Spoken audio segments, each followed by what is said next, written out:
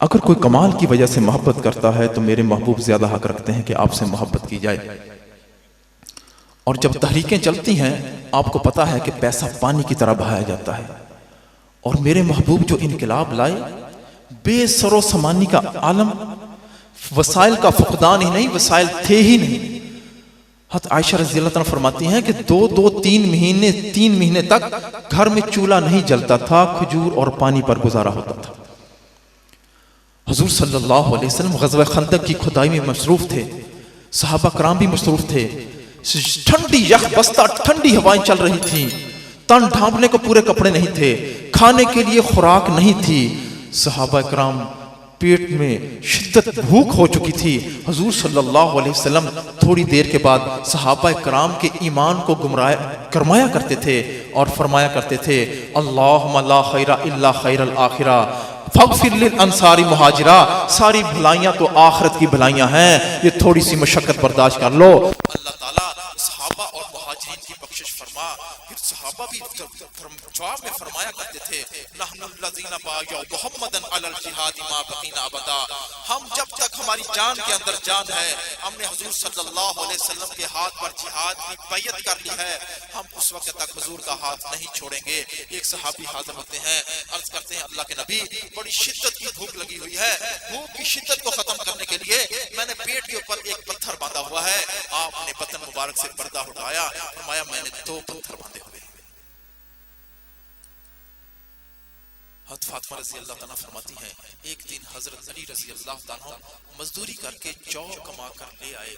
گھر کے اندر میں نے جو کو چکی پر پیسا، اس کا آٹا گوندا، 4 روٹیاں بنائی. ایک میں نے اب حسن کو دے دی، ایک حسین کو دے دی، ایک اپنے سرتاج حضرت علی رضی اللہ عنہ کے لیے رکھ لی، اور ایک روٹی میں نے اپنے سامنے کر دی.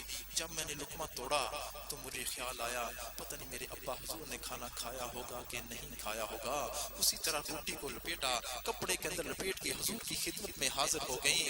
حضور نے پوچھا، فاطمہ کیسے آنا ہوا؟ عرض کیا، اللہ کے نبی کھانا کھانے لگی تھی، مجھے خیال آیا پتہ نہیں بابا جان نے کھانا کھایا ہوگا کہ نہیں کھایا ہوگا. روٹی کھول کے سامنے کر دی.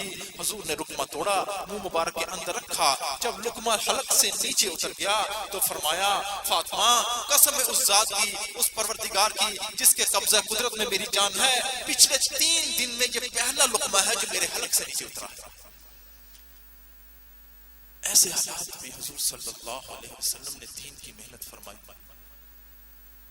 اگر کوئی کمال کی وجہ سے محبت کرتا ہے تو میرے محبوب زیادہ حق رکھتے ہیں کہ آپ سے محبت کی جائے.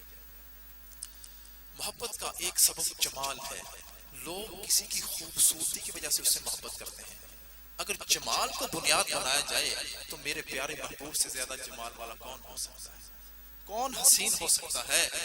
حضرت حسان بن ثابت رضی اللہ عنہ آپ کی شان میں اشعار پڑھا کرتے تھے، وَأَحْسَنَ مِنْكَ لَمْ تَرَ قَطُّ عَيْنِي وَأَجْمَلَ مِنْكَ لَمْ تَلِدِ النِّسَاءُ خُلِقْتَ مُبَرَّأً مِنْ كُلِّ عَيْبٍ كَأَنَّكَ قَدْ خُلِقْتَ كَمَا تَشَاءُ. میری آنکھ نے آپ جیسا حسین دیکھا ہی نہیں، اور آپ جیسا حسین و جمیل آج تک کسی ماں نے جنا ہی نہیں. آپ تو ہر عیب سے پاک صاف پیدا کیے گئے ہیں. صحابہ کرام جب حضور صلی اللہ علیہ وسلم کی مجلس میں بیٹھتے تھے تو ایسے لگتا ہے کہ جیسے آپ کو ٹکٹ ہی باندھ کر دیکھتے تھے. آپ کی داڑھی مبارک میں کتنے بال سفید تھے، آپ گفتار کیسے فرماتے تھے، آپ کی آنکھیں کیسی تھیں. اب شاہد عمران عارفی صاحب حضور صلی اللہ علیہ وسلم کی محبت میں نعتیہ کلام پڑھ رہے تھے. ٹھیک ہے، ہمارے شعرا بھی نعتیہ کلام پڑھتے ہیں، اردو میں پڑھتے ہیں، مزہ آتا ہے، لیکن صحابہ کرام نے جب دیکھا حضور کو اور اپنے الفاظ میں صحابہ نے عربی کے اندر جن الفاظ میں حضور کے چہرہ انور کو اور آپ کے حسن کو ڈالا وہ کوئی بیان کر ہی نہیں سکتا. چنانچہ آپ کا چہرہ مبارک 14ویں رات کی طرح چمکتا تھا.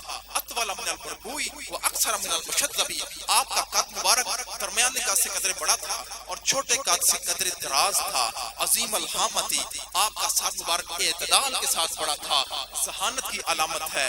راجل الشعری لم یکن بالجعد قطتی ولا بالسبتی، آپ کے بال مبارک نہ تو بالکل گھنگریالے تھے نہ بالکل سیدھے تھے، کانا جادن رجلن بالکل ہلکے خمدار تھے، ازہر اللونی آپ کا رنگ مبارک کھلتا ہوا تھا، واسی الجبینی آپ کی پیشانی مبارک کشادہ تھی، نجابت اور شرافت کی علامت ہے، ازوج الحواجبی آپ کی بھویں مبارک بریک اور نوکدار تھیں، بینہما ارکن یدرہ الغضب درمیان میں ایک رگ تھی جو غصے کے وقت ابھر آتی تھی، اہدب الاشفاری آپ کی پلکیں مبارک دراز اور خمدار تھیں، اکحل العینینی آپ کی آنکھیں سرمگی تھیں، ایسے لگتا تھا جیسے قدرتی طور پر سرما لگایا گیا ہو، ادعد العینینی آپ کی آنکھوں کی پتلی نہایت سیاہ تھی، اشکل العینینی آپ کی آنکھوں کی سفیدی کے اندر سرخ ڈورے تھے، اقن الارنینی آپ کی ناک کا بانسا لمبا اور بلندی مال تھا، لہو نوری یا لہو نور پھوٹتا ہوا محسوس ہوتا تھا،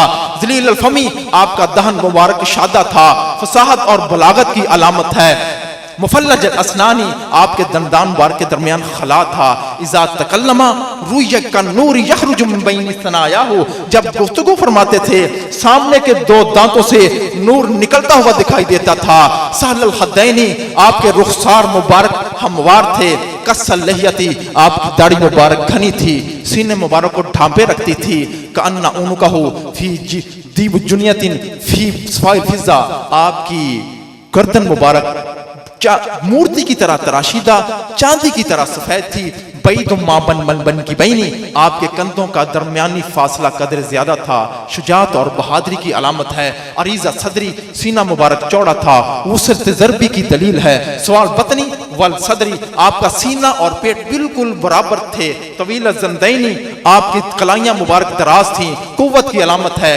شسن الکفین والقدمین آپ کے ہاتھ اور پاؤں مبارک پر گوشت تھے، رحب الراحتی آپ کی ہتھیلیاں کشادہ تھیں، سخاوت کی علامت ہے، سائل الاطرافی انگلیاں مبارک دراز تھیں، خمسان الاخمسینی پاؤں کے تلوے قدرے گہرے تھے، مسیح القدمینی قدموں کا اوپر والا حصہ ہموار تھا، پانی کا قطرہ گرتا تھا، دائیں بائیں رک جاتا تھا، ایسے لگتا ہے جیسے ہلکا ہلکا تیل لگایا گیا ہو، اذا مشا کانما ینحط من سبب جب چلتے تھے تو ایسے لگتا تھا جیسے ڈھلان میں اتر رہے ہوں، راوی آخر میں کہتا ہے لم ار قبلہ ولا بعدہ مثلہ، قسم اس ذات کی جس نے آپ کو حق کے ساتھ مبعوث فرمایا میں نے آپ سے پہلے اور آپ کے بعد کوئی آپ جیسا حسین نہیں دیکھا۔ نازاں ہے جس پہ حسن وہ حسن رسول ہے، نازاں ہے جس پہ حسن وہ حسن رسول ہے، یہ کہکشاں تو آپ کے قدموں کی دھول ہے۔ حضرت سمرہ بن جندب رضی اللہ تعالیٰ فرماتے ہیں رأیت رسول اللہ صلی اللہ علیہ وسلم فی لیلۃ اذہیانی میں نے حضور صلی اللہ علیہ وسلم کو چاندنی رات میں دیکھا، علیہ حلۃ حمراء آپ نے بڑا خوبصورت جوڑا زیب تن فرمایا ہوا تھا، فجعلت انظر الیہ وللقمر کبھی میں چاند کو دیکھتا کبھی آپ کو دیکھتا، میں موازنہ کر رہا تھا میرا چاند خوبصورت ہے یا آسمان کا چاند خوبصورت ہے، فَلَهُ عِنْدِي احسن من القمر میرے دل نے یہ گواہی دی کہ میرا چاند آسمان کے چاند سے کہیں زیادہ حسین و جمیل ہے۔